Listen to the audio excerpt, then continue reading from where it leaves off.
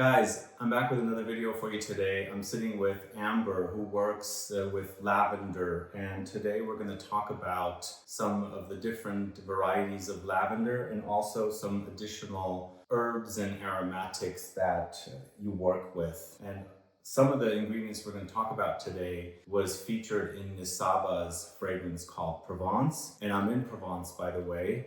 And so we're going to get into this right now. Amber, thanks so much for doing this video with me. I appreciate it. You're welcome. Tell me a little bit about your start and the company that you work for. Yeah. So I work for SCA3P. It's a cooperative of perfume plants. We sell only 100% pure and natural essential oils. And we work with over 200 farmers, mainly here in Provence. So who buys your finished products? So we work with four main industries, flavor and fragrance industry. Flavor and fragrance. Yeah, Okay. aromatherapy industry, cosmetics, and food. So we want to talk about the different varieties of lavender, and we've got oils here we can smell and tell everybody about it. Tell us what the difference is between lavender, and then we also hear Lavandin, which probably is the core of your business, right? Lavandin, not lavender. Exactly. So what is the difference between these two? So we sell mainly Lavandin. Lavandin, it's a natural hybrid between two types of lavender. Okay.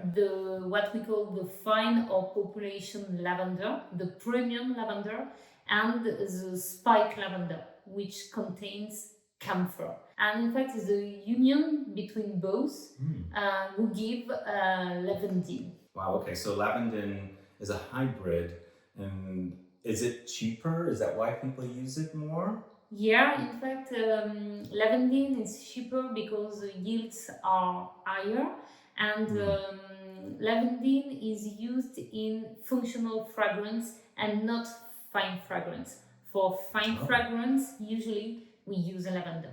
Okay, so let's say, for example, you are working with a perfumer for a big firm like DSM Firmenich. Do they not use Lavandin in the fragrances they create, or do they? Or is it more of lavender, a little bit of Lavandin? How does that work? So they can use Lavandin if they want to have the camphor or not, but they will use it in fine fragrance. They will use mainly lavender. And Lavandin will be used, for instance, for body and home care products.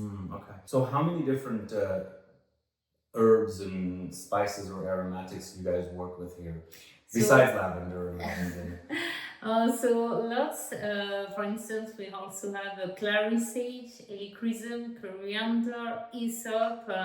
I would say 20 varieties. Wow. So what is, did you say Helichrysum? Helichrysum. So is that Immortelle? Exactly. Okay. And that's used in fragrances or perfumes as well, right? Yeah, for the leather, tobacco, honey note, spicy note also. We talk about curry plant also. It's his name. Oh, it's called curry plant? Curry plant, yeah. Oh, okay. I've heard of curry plant. I didn't know it was the same thing. So let's start smelling some ingredients, which the audience is interested in. Shall we start with your main ingredient? So Lavandin Grosso. Lavandin Grosso. So this is the hybrid product. Exactly. Between the fine lavender and lavender spike lavender. Exactly. So this is smells like lavender to me. Yeah. But it's Lavandin. Yeah. So it contains more camphor. Camphor, okay. And can you explain what camphor is? Is that like eucalyptus? Is that? Yeah, a little bit. It's a component of the essential oil, but it's pretty strong, very, very. It's got a kind of a menthol vibe. Yeah. Is that where we're getting the camphor from? And if I was to go buy lavender essential oil, are they selling me Lavandin or are they selling me lavender? So it depends. If you ask for a true lavender, you will have lavender. Okay. But sometimes people use the word lavender to talk about lavender and Lavandin. Okay, so they can combine it together. Exactly. Okay. All right, yeah, this is like, smells just like lavender. What's the difference between this and your fine lavender?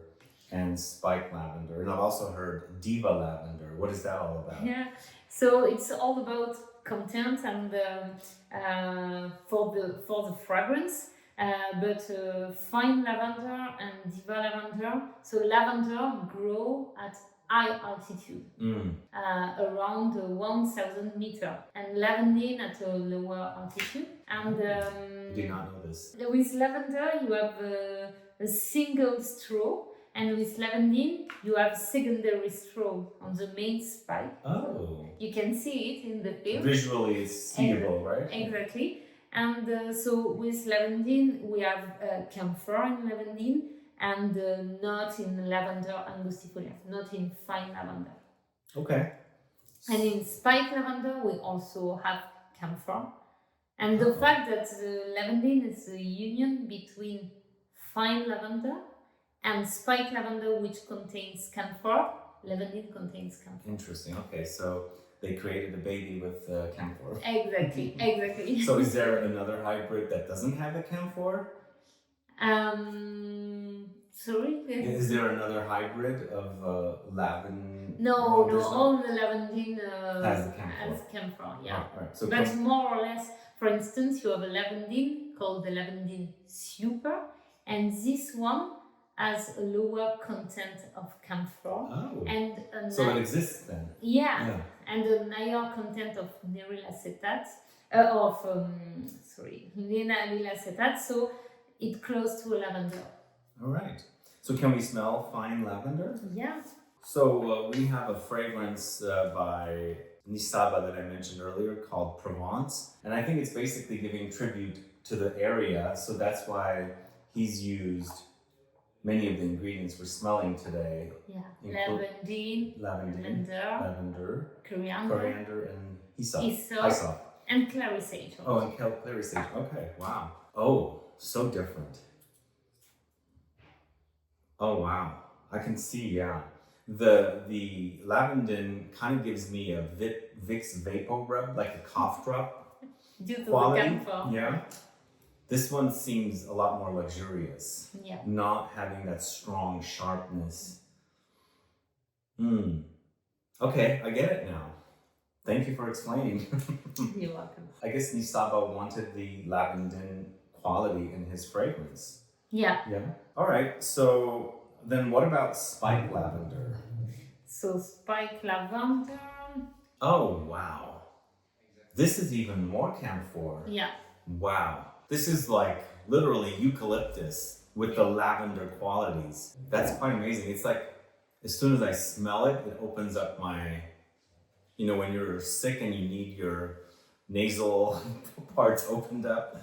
This is very interesting. But you know what? It has the characteristics of lavandin. To me, it's a bit more like lavandin than the fine lavender. Yeah, exactly. Because it's the combination of these two, fine lavender and the spike lavender, that makes the lavandin. Yeah.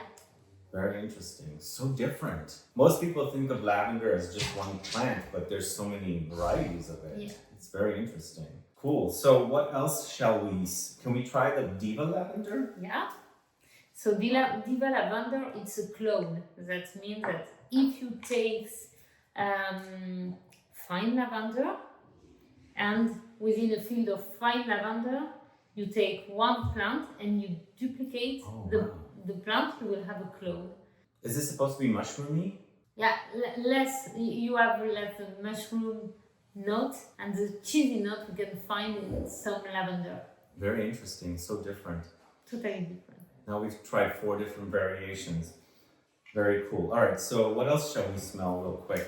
I know we're gonna rush through this video due to time, but we've got Hyssop, Clary Sage, Coriander to go through, and then maybe also Helichrysum. Yeah, so Clary Sage here. Oh wow, so different. So dry crushed Clary Sage. So it gives me hay qualities, like hay.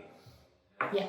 So they use a lot of this in fragrances, Clary Sage. I see it come up in a lot of masculine fragrances all the time. Yeah, it's very trendy, and the hay note comes from the fact that this Clary Sage is dried within the field for 1 or 2 days before distillation. Okay, so they pick it, they dry it for 1 or 2 days, and then they distill it.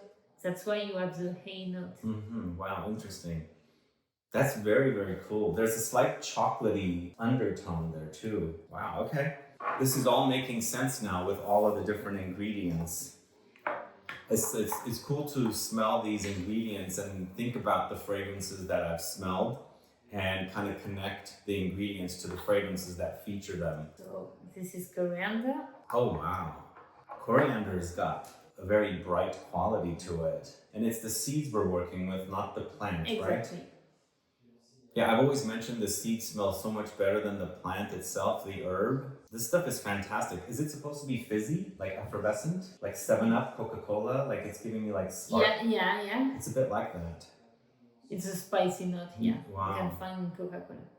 Wow, this is great. Coriander is awesome, guys. And then I'll finish with Hyssop. Hyssop, yes. Hyssop, what is Hyssop exactly? So it's a perfume plant also we have in Provence. It looks a little bit like lavender. Oh, okay. A purple Ooh, wow. perfume plant. This is very strong. Yeah. It's so super strong, actually. This smells like Vicks Vapor Rub. Yeah, little bit as eucalyptus. Wow. But I would assume when they're using something like this, they only use like a drop, a tiny amount. Because this can overpower. Yeah. Exactly. Wow. So unique, so different. Did we also want to try the Helichrysum? Yeah. That's the last one we're going to smell today. Guys, let me know when you're watching this video if you've smelled any of these raw materials yourself in the fragrances that you're wearing. And what do you guys think about these ingredients? I find these ingredients to be more masculine leaning. We're not talking about flowers. These are herbs and aromatics. Very spicy. Oh, wow. This is like curry. Yeah, so it's a curry plant. And here you can find the leather note, tobacco note. Tobacco. But it's a honeyed quality about it too. Sweet, kind of brown sugary. This is also known as Immortelle, right? Yeah. Okay. Because the flower never dies. Even when it's dried. It's all dry. It gets dry. Dried, but it never dies. It never dies. Wow. L'Occitane uses a lot of Immortelle, I think. Yeah, in France, yeah, exactly. Very useful for cosmetics and anti-aging products. Oh, wow. So can we smell Provence from Nisaba and see if we can connect the ingredients that are used in it? So Provence is a really awesome fragrance created by, not Olivier Cresp, but Sebastian Cresp of Perfume. And definitely a really modern take on herbal aromatic fragrances. It's like a fougere, and it basically pays tribute to Provence and all the herbs that grow here. Wow. It's so refined and smooth and does have the barbershoppy vibes. Have you smelled this before in the finished product? Yeah, no. It doesn't smell like the herbs we smelled. No. Whatever they've done to it, they've really cleaned it up. These smell raw. Yeah. This is like smooth. Yeah. It's super sexy smell too. Yeah. I can Very wear this fresh. one. Yeah. All right. Well, do you want to say anything else before we wrap up? Oh no, it's a pleasure to work with companies such as and brands such as Nissaba and companies who try also to enhance to support the farmers and the cooperative. So you mostly work with Firmenich, but you also work with IFF. Exactly. And you work with smaller companies probably as well that are not as known as IFF and Firmenich. Yeah, we have more than 100 customers worldwide. And do you also work with customers in the USA, companies in the USA? Yeah. Okay. All right. Well, thank you so much for doing this video. You're welcome. I appreciate you taking the time. I certainly learned quite a bit here smelling these ingredients. And the finished product, again guys, this fragrance, if you haven't gotten your nose on it, this is called Provence by Nissaba. It's a really awesome smelling fragrance. But otherwise, thanks so much for doing the video with me. Guys, thanks so much for tuning in today. If you have any questions or comments, please list below. Please like this video, please share it, follow me on Instagram and Facebook, and I'll be back with more videos very soon. Have a good one. Bye-bye. Bye. Thank you.